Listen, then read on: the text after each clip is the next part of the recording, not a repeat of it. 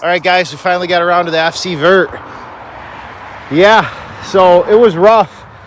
Put some pictures up here how bad it was, and you can see where we are with this. But for right now, it's drivable, and it definitely wasn't before. And in this video, you'll see what was up with this thing. It was a disaster, a lot of wrong parts on it and stuff like that. So here it is, man. Well, as you can see, this thing is pretty rough. Dents all over it, backed it into the pole. Yeah, the motor was locked up. I freed it up with a breaker bar. I turned it over by hand for like an hour until I got it to free up enough to crank over with the starter and washed it up and all that good stuff. So, yeah, this is where it is after the fact that I freed up the motor and I got it to run. So, let's see how easy it starts now, Blade.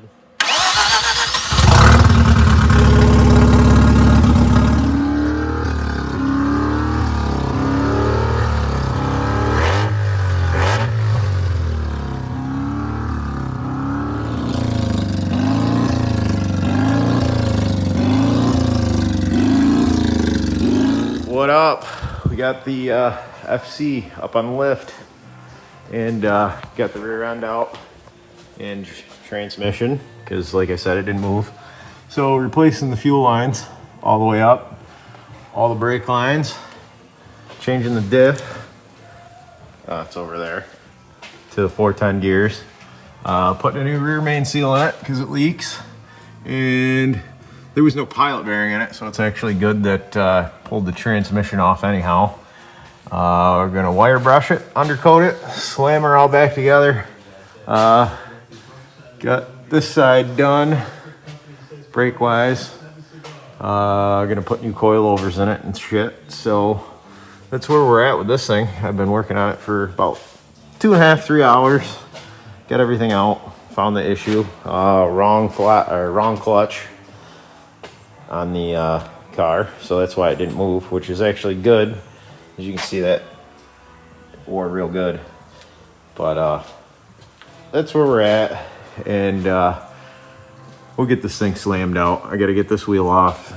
They got a nice lock on this one out of all 4 wheels. You know, why not? So fix the rear main seal, put a pilot bearing in it, slam the right clutch in it, and get this all undercoated, and we'll be looking good. And I guess Aubrey will have her fucking convertible to drive that I didn't want, but not horrible. Could have been worse, but at least it didn't move. So got to address all these other issues that it was gonna have, like the fuel leak. Well, fuel didn't leak yet, but it was only a matter of time. Brake line blew right here, so I slammed on the brakes when it wouldn't move, and it popped the line there, and it popped the line up here. So tomorrow, we'll get to this a little more. Why not? I guess. And pull the rest of this automatic transmission lines out and shit. Cool. Day 2 of the FC. Transmission's back in, drive shaft's in, exhaust is partially on. Subframe is out. We got all the lines are in with NICOP. Spent a small fortune. Brake line's in. Both fuel lines are in. Just got to hook them to the sending unit there. Steel braided lines are in. Got to get these struts out still. So pilot bearings in, clutch is in. The proper flywheel is in. He threw an S4 flywheel on an S5 motor, so good thing I caught that too. And those motor mounts I made for the swap, they're in. They work perfect. So new fuel filter, oil filters changed, all that good stuff. 2 kilowatt starter I built. So tomorrow I tackle that, and the diff, I'm gonna change the gears to the 110s or 410s instead of the 390s. Long day today, fun stuff. There it is. Yay. All right, well, day 3-ish, 4-ish. I only worked on it like an hour the other day, but we got this pace setter exhaust on. I welded it and stuff. Got got to get a different flange gasket for there. And it's looking a lot better under here. Seam sealed some of the stuff back up, just waiting for it to dry and then paint it. Got feed tube for the exhaust back pressure in. I got a butt connect, a couple wires. Do the red wires off of this for the reverse light, which I got to run off of the third connector right here and then into the car. And then we'll have the reverse light set up. All the new lines are on it. Since had a mishap with the auto parts store, they sent me a brand new caliper, but there's no threads in it, so I can't put a brake hose on it. So I'm at a standstill. I was gonna call it after I did that, the new master cylinder, but I had some coilovers laying around, so started throwing the coilovers in for, and rebuilt all these back calipers, got all bolts out of them, bleeders, all that good stuff. So everything's looking good under here. I'm not a big fan of the space setter exhaust. I got a clip of how it sounds. I got to get some CRL and get that rust off the bumper. But they don't look the greatest. They don't sound the greatest. But it is what it is. All the brakes are done other than that. Drivetrain's all back in. I got to go find a nut for the CV. This thing's almost buttoned up. Everything is looking good. But little effort, and she'll have a car for herself, FC anyways, other than the RX8s. But that's where we're at right now. Maybe. All right, got the exhaust on this thing. Pace setter garbage. As good as it's gonna get. I don't know how well you can hear me, but it's a little raspy.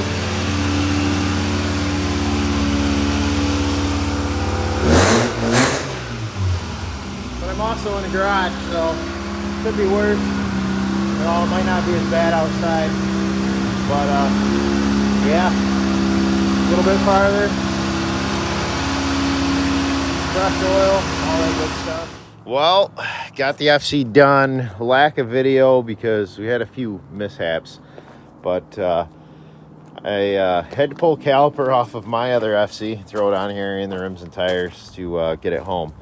So got it all back together, all that good stuff, and then found out one other issue that the previous mechanic owner did. As soon as I bolted the transmission up, I said, all right, and went to pull this thing out of the garage, and it didn't move again. Clutch slipped.